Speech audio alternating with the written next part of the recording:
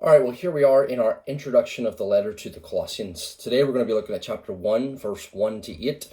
Before we do, we'll try and give a little bit of an intro to this letter. Now, Paul had never actually met the Colossians. You'll see that in chapter 2, verse 1. He hadn't gone there and planted a church like we've seen in Philippi and in the regions of Galatia. Instead, in this case, a Colossian called Epaphras had been sent there to share the gospel. You'll see that in chapter 1, verse 7 to 8.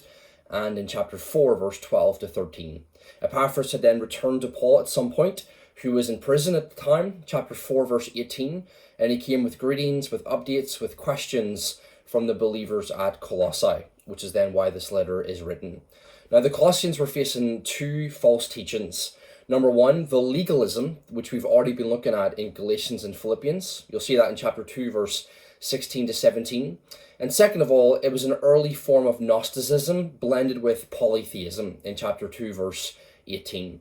Essentially, the Colossians were being pulled from different angles. The Judaisers were encouraging circumcision, Sabbath observance, and certain dietary requirements. The Polytheists were encouraging that they would just add Jesus to the list of gods that they'd already been worshipping.